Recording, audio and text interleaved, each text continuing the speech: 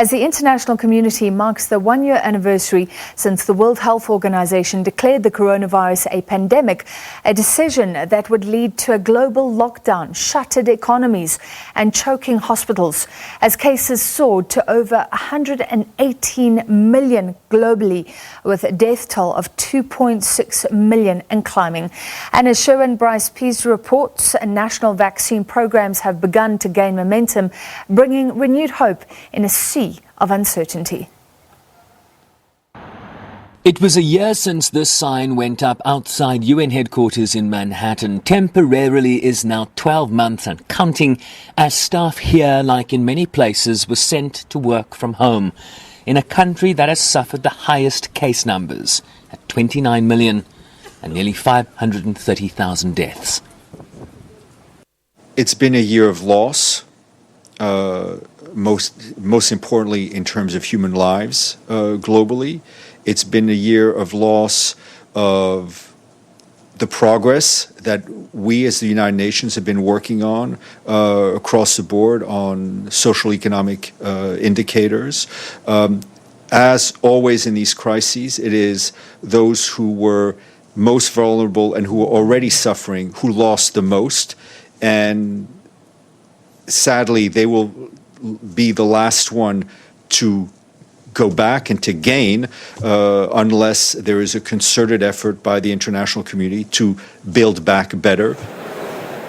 On a more micro level, a building that's normally a bustle of activity, particularly during General Assembly week in September, reduced to a shell as the world swiftly moved to a virtual setting in order to reduce human-to-human contact. The halls have been empty almost for a year. I think despite that, the United Nations has been able to continue its work to support all the things that we do in the field, to support the member states in having their meetings. So the work has continued, and I want to salute all our colleagues in the field and the headquarters who have worked in difficult conditions, like all of us. And all of you have worked, and I think everyone has been touched one way or another, but the Secretary General is committed to bringing this building back to life, but in a very measured and careful way. Despite the loss and despair of a countless many, science has moved with historic rapidity to bring vaccines from development into arms. But as immunization grows more widespread, a greater emphasis on building back better. Scientists have done their job. It is now for multilateralism, in a sense, to do its job and for finding a more coordinated response to the rollout of the vaccine and to many other things that have been impacted by the virus.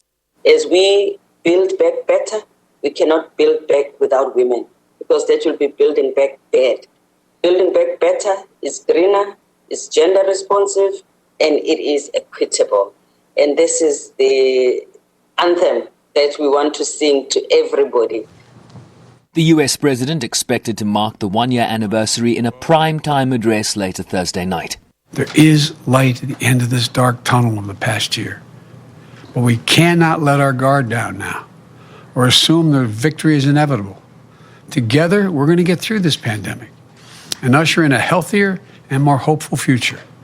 So there is real reason for hope, folks. There's real reason for hope, I promise you. Hope with a healthy dose of circumspection.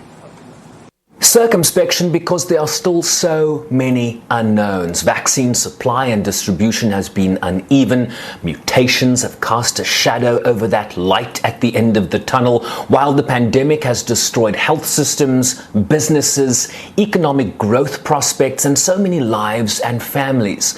Building back better, therefore, will be a steep hill to climb. Sherwin Bryce Pease, SABC News, New York. And Sherwin Bryce Pease joining us live now from New York. Thank you, Sherwin. As you point out in that insert, we are beginning to see light at the end of the tunnel. But after the ravages of COVID-19, so many lives changed. I mean, never mind building back better. The road back remains unclear. Do you agree? Very much so. And, in terms of some of the lessons we might have learned, Francis, this pandemic really showed us that it didn't matter if you were an American or a Zimbabwean, if you were the richest person in the world or the poorest person in the world. This is a pandemic and a virus that really didn't qualify, didn't need to see your curriculum vitae, if you will, to determine whether it was going to infect you or not. But we have seen progress, right? I mean, a year ago in March, we were talking about the overwhelming nature of this pandemic in terms of the hospital system here in New York. You had refrigerated trucks parked outside hospitals due to the surge in death that we experienced in the city that eventually spread around the country. I can tell you some positive numbers. From a peak of 4,500 daily deaths on January 20th, we have now reached 839 in the last 24 hours. It's the first time since October, Francis, that the United States has dipped below 1,000 deaths on a daily basis. Hospitalizations reached a peak of 132,000. On January 7th, we are now below 40,000. And of course, now the focus becomes vaccines and the equitable distribution of vaccines, not only in the United States, but around the world, something the Secretary General addressed in a conversation he had with heads of state earlier this week. Watch. We have the COVAX, which is an important initiative, but we do not have a global governance system for vaccination. And the truth is that we are seeing all the forms of hoarding vaccines, national vaccinalism, vaccine nationalism. We are seeing the risk of vaccinating quickly the developed world and slowly the developing world, and then the mutations make the vaccines taken in the north not to be effective anymore. This is a moment of humility. It is a moment of recognition that we have not the instruments we need to address the challenges we face. And this is a moment in which solidarity is more necessary than ever. Solidarity more necessary than ever, Francis, but of course also addressing the elephant in the room, which is the rise in nationalism and populism. You saw the example of former President Donald Trump and the types of things he was saying during the pandemic over the last year. The Secretary General also speaking directly to this. The nationalism, the populisms, the xenophobias, the racism, etc. I mean, all these factors that made us be extremely worried, especially during last year. I feel that this is changing. I mean, first of all, it's very interesting that populist leaders were the worst in dealing with the COVID. And public opinions are getting a perception of that. We have seen what has happened here in the United States. I think we see what might happen in other parts of the world. I believe there is a way for populism and nationalism to start backtracking. And I think there is a way to introduce a serious debate on the need for multilateral approaches to solve the global problems. Central, of course, to that multilateral discussion, Francis, is what do we do about the Sustainable Development Goals? Remember, this was the development agenda that existed before the coronavirus pandemic. Things like eliminating poverty, reducing hunger, gender equality, addressing issues of climate change, universal healthcare. Can the multilateral system rise to the occasion to ensure that we have the safety nets in place so that when the next pandemic comes, we are better prepared to deal with it, Francis? Exactly. And Sherwin, as you said, the disparities have been brought into focus by the unequal rollout of vaccinations. But that said, we understand that close to 100 million doses will have been administered in the US by the end of this week. So how does that change things and shift the mood in a country that has suffered the greatest loss of life anywhere? Over 300 million doses, Francis, in the larger European area. Look, the mood has shifted. Conversations now between friends is, have you been vaccinated or not? When are you eligible? When am I eligible? There is a sense of anticipation and hope that these vaccinations have brought. The big question is, how do we ensure equitable distribution around the world? It's something the President of the United States, he's going to deliver a primetime address later tonight, but it's something he addressed in terms of the trajectory we're seeing in the United States. He addressed this yesterday. Here's President Biden. 7 weeks ago, only 8% of the seniors, those most vulnerable to COVID-19, have received the vaccination. Today, 60% of the people over the age of 65 or older have received at least one shot. And that's because this is the population that represents 80% of the COVID-19 deaths. On Saturday, we hit a record of 2.9 million vaccinations in one day in America. And beyond the numbers are the stories.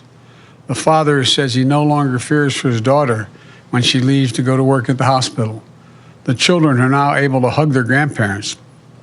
The vaccines bring hope and healing in so many ways. Again, a vaccinated American is the only way to beat the pandemic, get our economy back on track, and for us to get back our lives and our loved ones. The impetus, Francis, is very clear just from an economic and business perspective. You know, the United States has a 12 million job hole that it still has to dig itself out from if you compare it to before the pandemic. And vaccinations and the widespread nature of that and getting to herd immunity is going to be key to any U.S. Economic comeback. And of course, the impacts the largest economy coming roaring back will have on the rest of the world. All right, we still want to sort of look at milestones like that, Sherwin.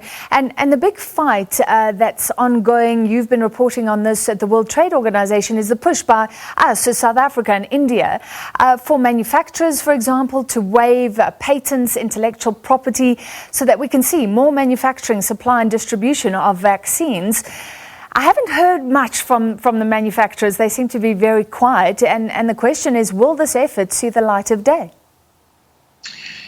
Yeah, it's a good question, and I don't know the answer to it necessarily. You know, the very nature of the global governance system that the Secretary General is talking about, the need to shore up the system, is issues like the World Trade Organization, that is a consensus, the World Trade Organization, which is a consensus-driven organization. So for countries to rally around the South Africa and India initiative in terms of the patent and intellectual property waivers is going to take consensus. We saw a group of pharmaceutical companies write to the President of the United States earlier this week, asking him to block the efforts that South Africa is leading at the WTO in terms of these waivers. So there is a big IP, intellectual property patent fight that is ongoing, and the light at the end of that tunnel remains very, very unclear. And I would err on the side of caution in terms of optimism, given the consensus nature of the World WTO and just how difficult it is sometimes to reach that unanimous collective decision making. All right, well, you'll follow that for us. If there are any developments, thank you very much, Sherwin Bryce-Pease, for a great update as always.